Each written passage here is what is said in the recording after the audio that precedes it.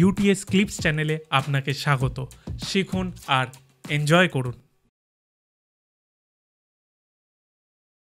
একটা হয় গুড কার্মা, একটা হয় ব্যাড কার্মা। তো এটা কতটা ফ্যাক্টর করে? দেখো, তুমি কোনটাকে গুড কার্মা বলছো তার উপর ডিপেন্ড করছে। তুমি যদি এটা ভেবে থাকো যে আমি ভালো কাজ করব কারণ ভালো কাজ করলে আমি ভালো রেজাল্ট পাবো পরে, সেটাও ব্যাড কার্মা। কারণ কারো একটা আশায় আমি করছি। হ্যাঁ, তুমি তো এক্সপেকটেশনস নিয়ে করছো। তুমি ভগবানের সাথে মানে অলমাইটির সাথে বা তুমি ইউনিভার্সের সাথে কখনো সওদা করতে পারো না। তোমার রেসপন্সিবিলিটি, মানে তুমি ভাবতেই পারো না যে আমি ভালো কাজ করব। তোমার ভালো কাজ করাটাই তোমার ডিউটি, তোমার ভালো কাজ করার জন্যই তোমার জন্ম হয়েছে। আজকে কেন স্বামী বিবেকানন্দকে আজকেও 120 বছর পর মানুষ মনে রেখেছে? ঠিক আছে, ভালো কাজ। দেখো, কেউ কিন্তু লাদেনকে মনে রাখে না। আমি ফর এক্সাম্পল তোমাকে তো বলছি, লাদেনকে কেউ মনে রাখবে না, কিন্তু বিবেকানন্দকে কিন্তু মানুষ মনে রাখবে। এটাই মানে ম্যাটার করে। কারণ আজকে গুড কর্মা যদি তুমি বলতে চাও, মানুষ যেটা করে দেখো প্রত্যেকটা ঘটনার সাথে কোথাও না কোথাও কার্মিক রিলেশন জড়িয়ে আছে। যেমন আগেও আমি তোমাকে বলেছিলাম যে আজকে আমরা দুজন কথা বলছি, ডেফিনেটলি আমাদের পাস্ট লাইফেও আমরা দুজনের পাথ ক্রস করেছিলাম বলেই কিন্তু আজকে এই লাইফে এসে আমরা এই ট্রানজাকশানটা করছি। ওকে, এখানেও আমাদের কার্মিক রিলেশন জড়িয়ে আছে।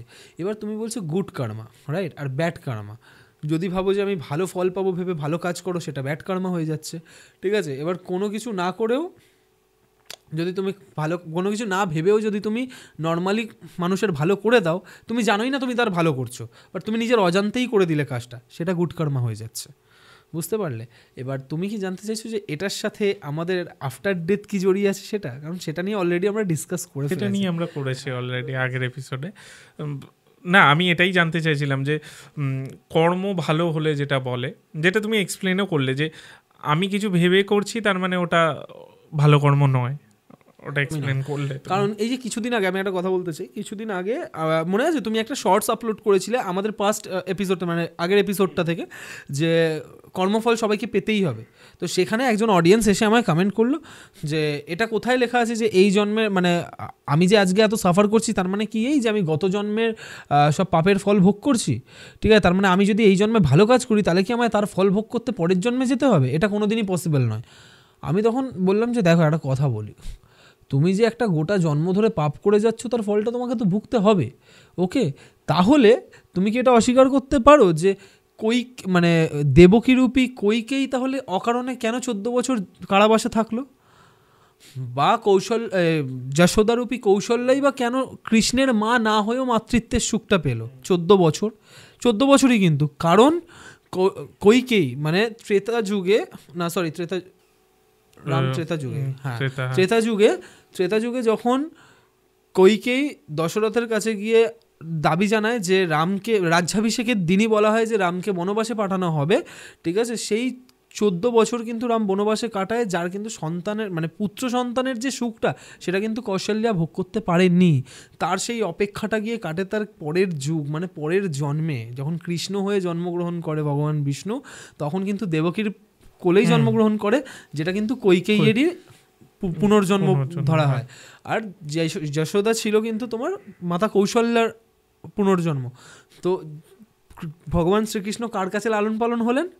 যশোদার কাছে। ঠিক আছে, কিন্তু দেবকী কিন্তু কৃষ্ণের মা হয়েও সেই পুত্র সন্তানের সুখটা পেলেন না। এটাই তো কর্মফল। ভগবান, আমি তো এটাই বলেছি, দেখো ভগবান নিজের হিসাব কখনো ছাড়েন না। তুমি আমি তো মানুষ, এটা ভাববেই না যে তুমি পরের জন্মে কি হবে না হবে। কারণ সত্যি কথা বলতে গেলে এই জন্মে তো তুমি ফল পাবেই, কিন্তু একটা রিমেইনিং টাইম তো থাকে যে তোমার জীবিত অবস্থায় তুমি আর পেলে না, তারপর তুমি কিন্তু প্রেতাত্মা হয়েও পাবে, ইনফ্যাক্ট তুমি পরের জন্মেও পাবে।